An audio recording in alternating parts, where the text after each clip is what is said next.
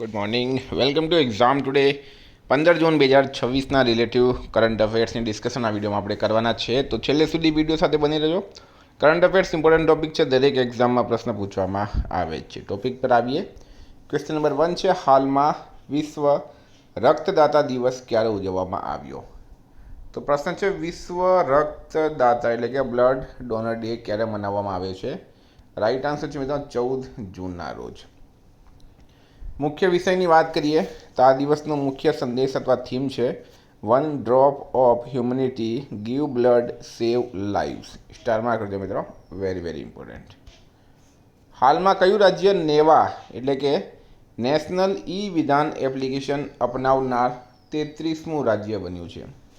તો right answer છે મિત્રો આમાં પશ્ચિમ બંગાળ રાજ્ય. નેવાની વાત કરું એનું પૂરું નામ છે નેશનલ ઈ વિધાન એપ્લિકેશન. પ્રથમ રાજ્ય કયો હતો જેને અપનાવ્યું? તો નાગાલેન્ડ. બરાબર.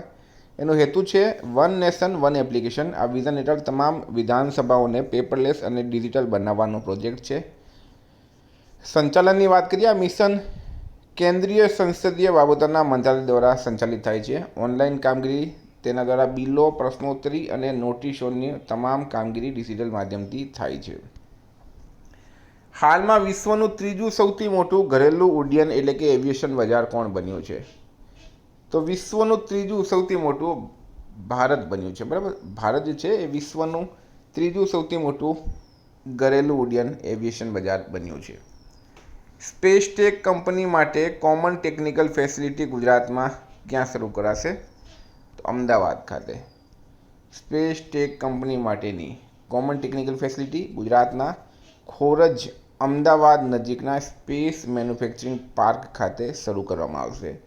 મંજૂરીની વાત કરીએ તો ભારતના ડિપાર્ટમેન્ટ ઓફ સ્પેસ દ્વારા મંજૂરી સહયોગ કર્યો છે મિત્રો ઇન સ્પેસે, અને હેતુ છે સ્ટાર્ટઅપ, એમએસએમઈ અને ખાનગી સ્પેસ કંપનીઓને હાઈ એન્ડ ટેસ્ટિંગ, વેલિડેશન અને ઇન્ટિગ્રલ સુવિધાઓ ઉપલબ્ધ કરાવવી.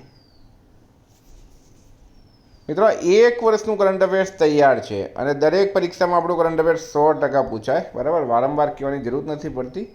9510411961 આ નંબર પર 1 વર્ષના કરંટ અફેર્સ માટે 300 રૂપિયા પેમેન્ટ કરો, સ્ક્રીનશોટ મોકલી આપો.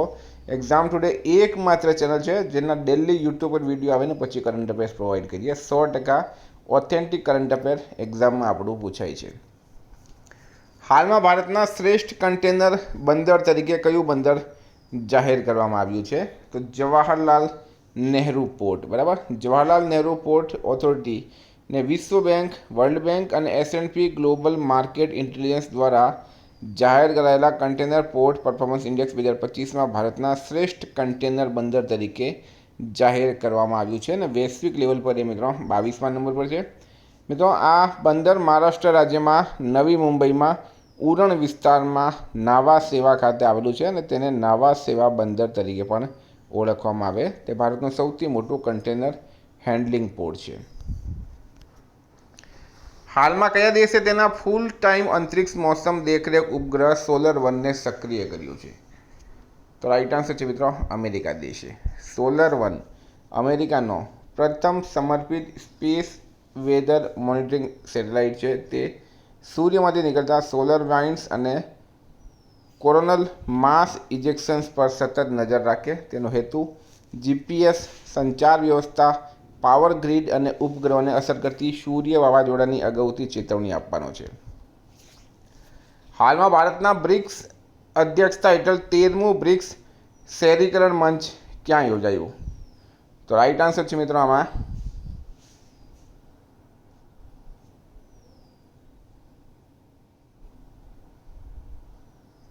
ન્યૂ દિલ્હી ખાતે. બરાબર મિત્રો, અહીંયા ન્યૂ દિલ્હી ઓપ્શન આપણે નથી આપ્યું, તો ન્યૂ દિલ્હી રાઈટ આન્સર છે. બરાબર. ચેન્નઈ જગ્યા દિલ્હી કરી દેજો. 13મું બ્રિક્સ અર્બનાઇઝેશન્સ ફોરમ નવી દિલ્હી ખાતે યોજાયું હતું. આ ફોરમનું આયોજન ભારતના આવાસ અને શહેરી બાબતોના મંત્રાલય દ્વારા કરવામાં આવ્યું હતું. થીમની વાત કરીએ તો cities for peoples BRICS cooperation for inclusive and resilient urban futures. હાલમાં કયા દેશના વૈજ્ઞાનિકોએ હિન્દ મહાસાગરમાં વિશ્વનું સૌથી મોટું વેલ કબ્રસ્તાન શોધી કાઢ્યું? તો રાઈટ આન્સર છે મિત્રો આમાં ચીન દેશના. ચીનના વૈજ્ઞાનિકોએ હિન્દ મહાસાગરમાં વિશ્વનું સૌથી મોટું વ્હેલ કબ્રસ્તાન બરાબર એટલે કે ગ્રે યાર્ડ શોધી કાઢ્યું. આ શોધ દક્ષિણ પૂર્વ હિન્દ મહાસાગરના ડાયામેન્ટીના ફ્રેક્ચર ઝોન વિસ્તારમાં કરવામાં આવી હતી. હાલમાં રક્ષામંત્રી રાજનાથ સિંઘે ડીઆરડીઓ એડવાન્સ વેપન સિસ્ટમ કોમ્પ્લેક્સનું ઉદ્ઘાટન ક્યાં કર્યું છે? તો મિત્રો એ કર્યું છે હૈદરાબાદ ખાતે બરાબર. ડીઆરડીઓ ડિફેન્સ રિસર્ચ ડેવલપમેન્ટ ઓર્ગેનાઇઝેશનના એડવાન્સ વેપન સિસ્ટમ કોમ્પ્લેક્સનું ઉદ્ઘાટન હૈદરાબાદ તેલંગાણા ખાતે કરવામાં આવ્યું છે રાજનાથસિંહ રક્ષામંત્રી દ્વારા. 10 છે કયા ભારતીય મૂળના વૈજ્ઞાનિકને પ્રતિષ્ઠિત EMBO ગોલ્ડ મેડલ 2026 એનાયત કરવામાં આવ્યો? તો રાઈટ આન્સર છે ગૌતમ ડે બરાબર. ગૌતમ ડે જર્મનીમાં હેડલબર્ગમાં આવેલી યુરોપિયન મોલેક્યુલર બાયોલોજી લેબોરેટરીમાં ગ્રુપ લીડર તરીકે કાર્યરત છે.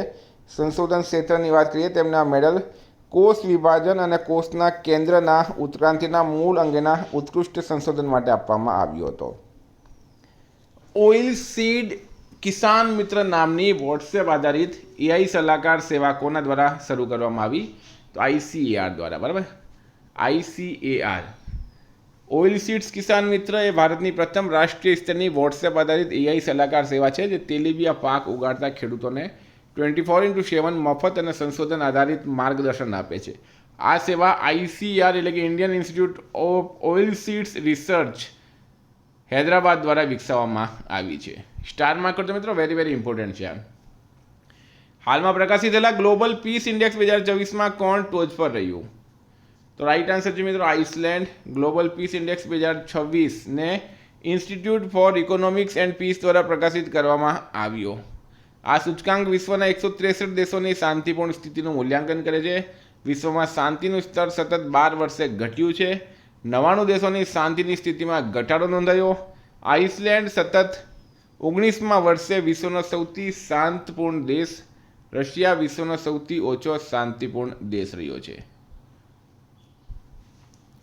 ભારતના સ્થાનની વાત કરીએ મિત્રો, ભારત ટોટલ 163 દેશોમાં 127મા ક્રમે છે. 2025માં ભારત 115મા ક્રમે હતું, એટલે 2026માં ભારતના ક્રમમાં ઘટાડો થયો.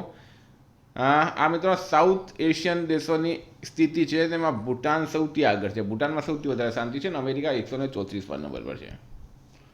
હાલમાં પ્રતિષ્ઠિત Russia grand send master cup 2026 જીતનાર પ્રથમ ભારતીય કોણ બન્યું? તો સુદર્શન પટનાયક રાઈટ આન્સર છે. પ્રથમ ભારતીય બન્યા છે. હાલમાં ભારતના આગામી આર્મી ચીફ તરીકે કોની નિમણૂક કરવામાં આવશે? તો ધીરજ શેઠ ભારતના નવા આર્મી ચીફ બનશે.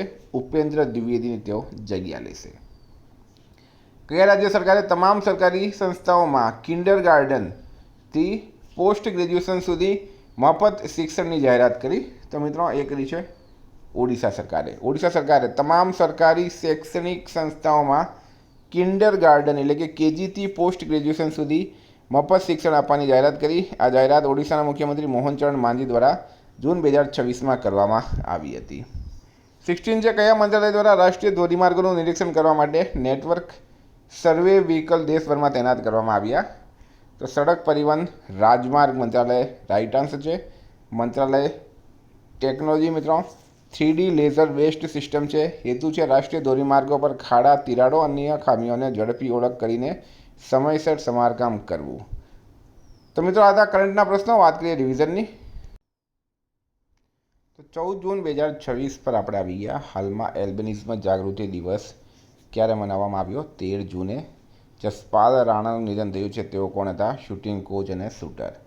કયા દેશના ભૂતપૂર્વ રાષ્ટ્રપતિ યુન સુક યોલને 30 વર્ષની જેલની સજા ફટકારવામાં આવી? દક્ષિણ કોરિયા. કયા શહેરમાં મ્યુનિસિપલ કોર્પોરેશન દ્વારા સ્ટ્રીટ ફૂડની સ્વચ્છતા ચેક કરવા QR કોડ સિસ્ટમ શરૂ કરાઈ? અમદાવાદ. સ્વપ્નદાસ ગુપ્તાને કયા રાજ્યના નાણામંત્રી તરીકે નિયુક્ત કરાયા? પશ્ચિમ બંગાળ. ભારતે કયા દેશના દિનેશ ત્રિવેદીને તેના હાઈ કમિશનર તરીકે નિયુક્ત કર્યા છે? બાંગ્લાદેશ. કયું રાજ્ય સૌર ઉર્જાથી ચાલતા સ્પિનિંગ વ્હીલ્સના સંચાલનને માન્યતા આપનાર અને પ્રોત્સાહન આપનાર ભારતનું પ્રથમ રાજ્ય બન્યું? ઉત્તર પ્રદેશ. ભારતે ટેસ્ટ ક્રિકેટ ઇતિહાસમાં રનના માર્જિનથી પોતાની સૌથી મોટી જીત અફઘાનિસ્તાન સામે મેળવી છે. મિત્રો સાઇટ 2026 રિપોર્ટ અનુસાર એકંદર ડિજિટલ અર્થતંત્રના રેન્કિંગમાં ભારત 5મા સ્થાને છે. ભારતની પ્રથમ ખાનગી ક્ષેત્રની marine gas turbine repair facility આંધ્રપ્રદેશના કઈ કંપની દ્વારા સ્થાપવામાં આવી? Bharat forge limited. કયા આઈઆઈટીએ સાયબર સુરક્ષા કોર્સ શરૂ કર્યો? તો આઈઆઈટી કાનપુરે કર્યો છે. તુર્કી પ્રજાસત્તાકમાં ભારતના રાજદૂત તરીકે રુદ્ર ગૌરવ શ્રેષ્ઠની નિમણૂક કરવામાં આવી. હાલમાં કયા આઈઆઈટીએ માનવ મગજના સ્ટેમનો વિશ્વનો સૌથી વિગતવાર 3D એટલાસ બહાર પાડ્યો? આઈઆઈટી મદ્રાસ.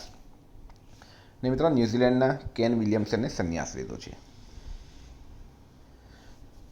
દેશના પ્રથમ made in India Airbus C295 military transport aircraft એ ક્યાંથી પહેલી ટેસ્ટ ફ્લાઇટ સફળ પૂર્ણ કરી? વડોદરા. હવે ગઈકાલે તમને પ્રશ્ન પૂછાયો કયા દેશે વિશ્વની પ્રથમ વ્યાપારી ચિપ નિયોને મંજૂરી આપી? તો ચીન રાઇટ આન્સર હતું. આજનો પ્રશ્ન છે પીએમ મોદીએ કયા દેશના નીસ શહેરમાં ઇન્ડિયા ઇનોવેટ્સ સમિટનું ઉદ્ઘાટન કર્યું? એનો જવાબ તમારે કમેન્ટ બોક્સમાં જણાવવાનો.